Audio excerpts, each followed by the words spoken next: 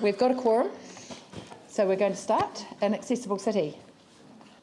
Page 243, welcome back. Welcome, Jimmy. Right. Do you guys want to say anything at the start? Madam Chair, and Tim Cheeseborough to my right. And really this report is a bit of an update from where we left things off last time, and that we brought something to Council in early August to seek approval to go out and consult on what we call Transport Project 1 and 5. That's just finished. That consultation's just finished yesterday. We had a huge degree of interest in that, so we got some really good feedback, some positive, some negative, and we'll work through that over the next couple of weeks and then bring it back to Council for decisions. So these projects that we've got in front of you, the key ones are really what we call Transport Projects 9, 10 and 11. Transport Project 9 is really the extension of the one you've already, we've just gone out and consulted on, which is the extension of the one-way eastbound of Chewham Street from Durham to Barbados. TP10 is the two-way of the portion of Litchfield Street from Durham Street to Manchester, and that's quite fundamental to those anchor projects which sit along that street, and particularly to the car parks as well, the crossing car park, that be two-wayed. And TP11, which is really, I guess, converting that portion of Colombo Street between Hereford and St Asaph to a cycle-friendly, pedestrian-friendly portion, and that picks up the bus interchange and some other key components of that central city. So the report really focuses on those three, and it provides you with a bit of an update on a couple of other transport projects as well. But what we're suggesting is that those are not sufficiently far advanced to provide you with any kind of plans at this stage, and we come back and brief you on those with some further detail in the future. Thank you. At the moment, all we're really seeking is I guess we're keen to go out and consult, get community feedback, see what everyone has to say, and then bring it back to Council. Thank you. Are there any questions? Yanni. Has this been to the local community board? We briefed the local community board on briefed them on the public realm network plan, of which some of the principles are in here. We did a quite significant briefing, I think, when you were away overseas, on the overall an accessible city and the transport modelling and all those other things. And as part of the stakeholder engagement over these schemes, we will be intending to brief the community board directly over the detailed implications of each of these three schemes that are before Council today. I guess, it would be pretty normal. I know that there's delegated decision making, I think, to Council on this one, so because it's in some area of the central city, but I think it's really important. The other thing is, what I don't understand is in Chewham Street, it makes assumptions about where cycleways are going. But our community board is really concerned that we haven't got detailed design for, or even medium level design for the cycleways outside of the central city, and we don't quite understand what the plan is until we've made our decision to connect them up. So what seems to be happening is the central city stuff is driving the cycleways externally out of the central city, and we've had no opportunity to approve those plans. So. Do you want to comment on that, guys? The Major Cycleways design team, the design engineers that have been looking at that, have been closely involved in the detailing of these concept plans for the cycleway on Chewham Street. In broad order, we expect the quality of those facilities there and the level of separation for cyclists there to be consistent with the City Council's cycleway design guidelines that apply citywide to the major cycleway network, and so it is those very sort of details that we're keen to get feedback from the community over. So the level of separation there on these key cycleways is intended to be consistent with the major cycle routes across the city also, which are looking at levels of separation. Sorry, Yanni, can we just be clear what that actually is? Because the City Council design guidelines quite often leave cycleways between a parked car and a truck. So what do you actually mean by the cycleways will be consistent. So in this instance, the key cycleways that are shown in an accessible city, the intention, wherever possible on those, is to achieve a physical separation between cyclists and adjacent traffic, and that is certainly the case as far as that cycleway shown here on Chewham Street is concerned. Can I just comment to councillors that in relation to the cycleways, yes, the Environment Committee members have had a briefing on that, and clearly all councillors should. The briefing will go to all elected community board members before the end of the month. I think it's about the 25th. So that it is important that they be connected. They will be, of course. Can I just add too, though, that it just seemed to me that one area which does affect cycleways, and staff might like to comment on this, is around the bus exchange, because that, in terms of all this plan, that seemed to me to be the area which potentially would have the most conflicts between the different forms of transportation. Yes. Yeah, that's a good point.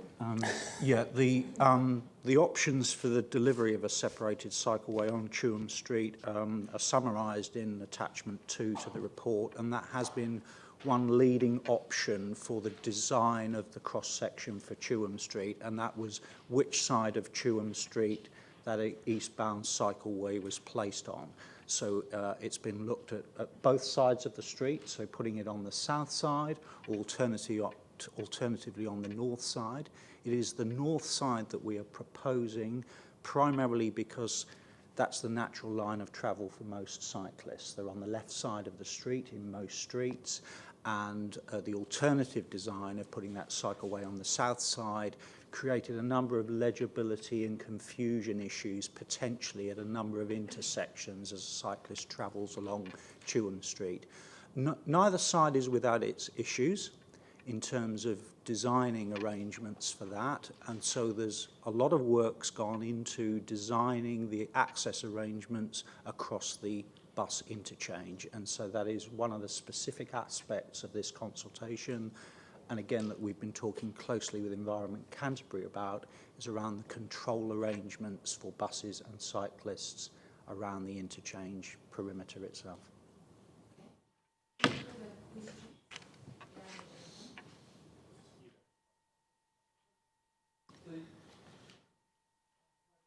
258, is it 258, the picture with regards to Litchfield Street, and you've got the bus transport interchange on one side, and opposite that you've got the driveway, and that's into a car park, isn't it? Yes. So what's the capacity of that car park compared to, say, the old Litchfield car park?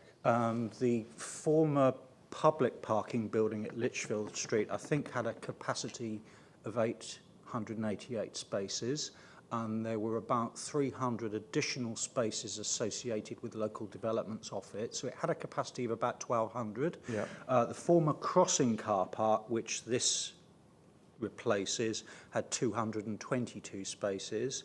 So I think the proposal that is associated with this is for circa 600 spaces accessed off of Litchfield Street at that point. Because just from my memory is that, like when you've got, and Yanni mentioned it earlier on, is when you came along the terrace and you came into Litchfield, sometimes that queue of traffic into the Litchfield car park actually went across the Durham Street intersection, and that left-hand turning lane would be, by accident or by virtue of numbers, yes, be a waiting lane for that Litchfield car park. And I'm just wondering, if you've got a single line of traffic trying to get into that Litchfield or whatever, I'm just wondering what steps are being taken to just...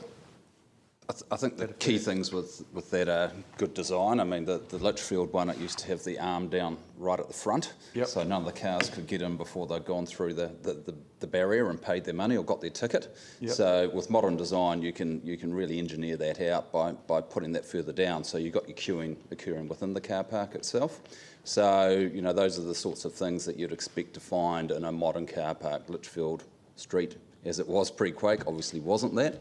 And we've got a whole raft of criteria which we've pulled together in the parking plan, which we had a workshop on a couple of days ago, which provide key direction about how these things need to be designed to ensure that you don't get those safety issues and the conflict with pedestrians happening. So, And it's probably best to add also, of course, that Litchfield Street previously was a very busy one-way eastbound street, which that traffic is being shifted to Chewham as a result of these changes, so that the overall quantum of through traffic on Litchfield Street will be significantly reduced as a result of these overall network changes.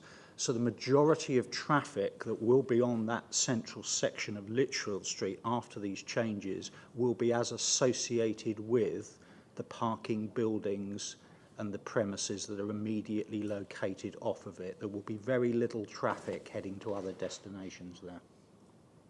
Okay. I see.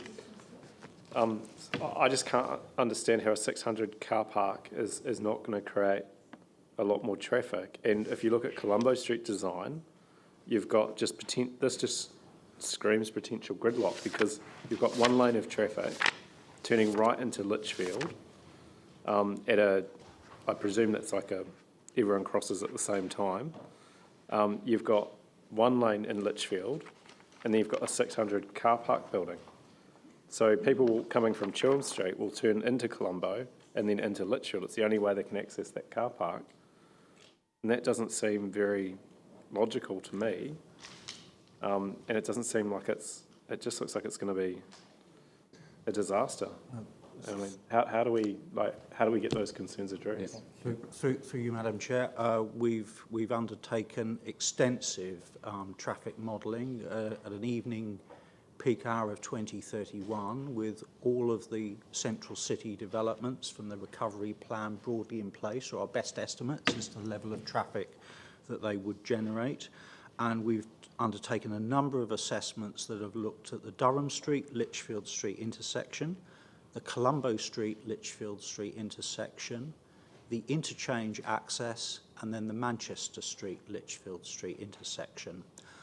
All of those assessments indicate to us that there will be at that time some level of limited congestion in the PM peak, but that's what we'd expect with a vibrant central city, but not to the degree that we believe that levels of congestion there would be unacceptable to people heading into and out of those developments there. One of the critical issues we've been keen to get to the bottom of, and that's why the plans in front of you today propose a signal access arrangement to the interchange, is to achieve bus primacy between the interchange access there and Manchester Street.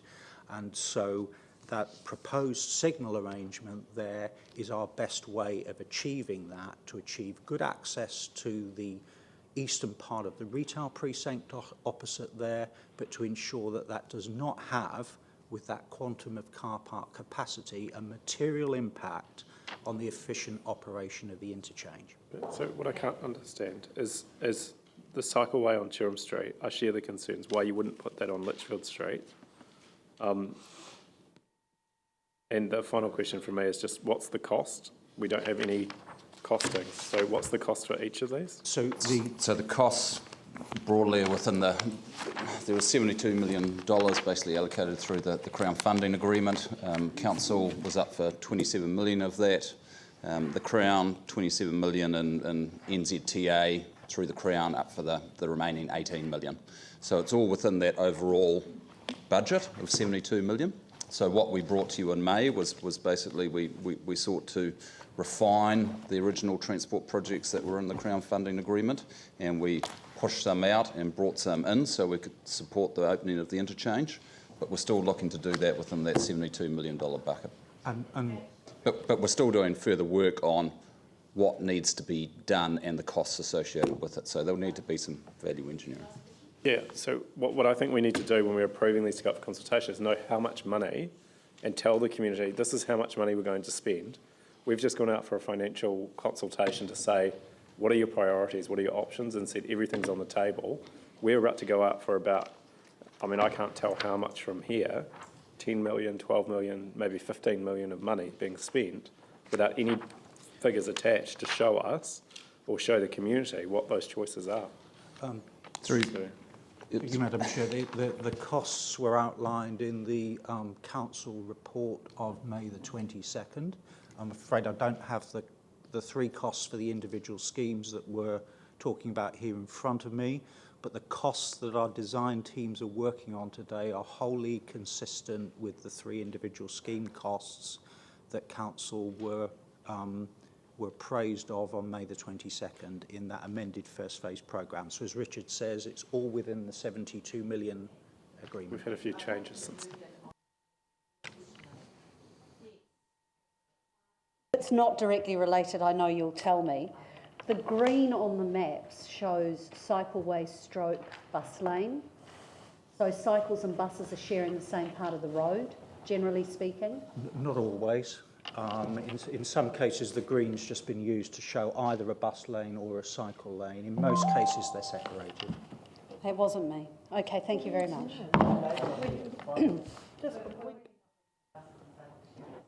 No. Oh, so no, that's good. So that's the answer to the question. They will not be. Okay.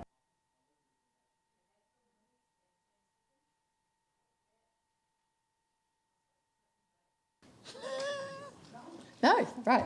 Ah. Yanni. I just, I have to say, I think we're trying to do too much on every road. This just looks like a disaster. If you think of the old Litchfield crossing car park, the lessons that we should learn from that. If you think about having tram tracks, cycle lanes, bus lanes, cars, car parking, this just seems to really, really change and add a lot of confusion to the central city. If you take Chilmer Street, for example, that is really concerning. To have buses going where the cyclists are going.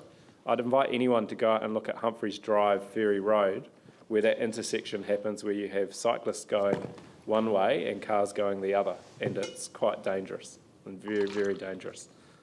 So I just don't think these are good designs. With all due respect, I think we're trying to do too much in a confined space without really being clear. Here's the dedicated cycleway into the city. Here's the road that will have the pedestrians and the cyclists and the buses, and here's the road that will have the cars. So I'm not comfortable. I can't vote for these to go out to consultation knowing, in my mind, that these designs are actually really dangerous and will not actually provide a good amenity for the central city. I also think about the cost, and I'm not convinced that this is really the top priority for our spending. If you think about the amount of construction that's still to happen in this area, what we're seeing is that parts of the city where we've got construction and sometimes demolition, the footpaths are being absolutely destroyed and then left unfixed for years. So the concern I've got is the timing that if we were just painting lanes down, lines on the road, cool, spend a little bit of money, do that. But in terms of these significant infrastructure improvements ahead of construction of buildings, it seems like we're just getting to spend twice the amount of money we need to, because we'll have to come back later and fix it. So a number of reasons why I can't support this. Those are a few.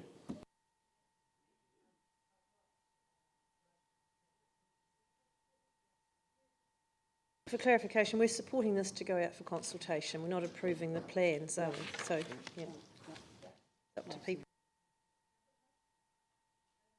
Aye. Those opposed? Do you want it recorded, Yanni? Yep, Yanni's vote recorded against. Okay, that the report as a whole be adopted. Those in favour, please say aye. Those opposed, carried. The Metropolitan Small Grants Fund